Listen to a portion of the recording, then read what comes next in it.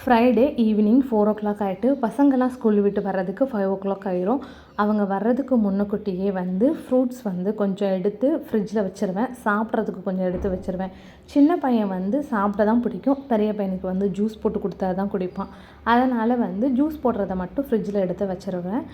பன்னீர் பாதி பீஸ் மட்டும் இருந்தது. ஸோ அதை கட் பண்ணி மசாலா தடவி வச்சிட்டோம்னா 1 ஹவரில் நல்லா ஊறிடும். வந்த உடனே ஒரு ஷாலோ ஃப்ரை பண்ணி கொடுத்துர்லாம் அப்படின்னு சொல்லிட்டு ஒரு காஃபி போட்டு குடிச்சு முடிச்சிட்டேன். காஃபி குடிச்சிட்டு அப்படியே கொஞ்சம் நேரம் வாக்கிங் நடந்துக்கிட்டு இருந்தேன். 5:00 ஆகிட்டு வந்துட்டாங்க.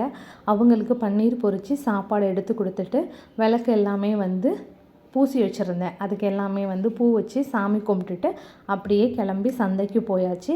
சந்தையில் போனோன்னா கொஞ்சம் சீக்கிரமாக போனோம் அப்படின்னா காயெல்லாம் நல்லா இருந்தது. காயெல்லாம் வாங்கிட்டு அதுக்கப்புறம் அங்கேருந்து கிளம்பிட்டோம்.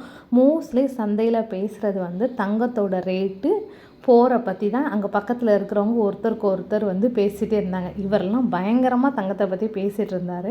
ஸோ அப்படியே ஜாமான் வாங்கிட்டு அங்கேருந்து பைக்கில் கிளம்பியாச்சு. சந்தையில் ஜாமான் வாங்குறது கூட ஈஸிங்க. இதை ஃப்ரிட்ஜில் தனித்தனியாக எடுத்து வைக்கிறது ரொம்ப கஷ்டம். இப்படி யாரெல்லாம் ஃபீல்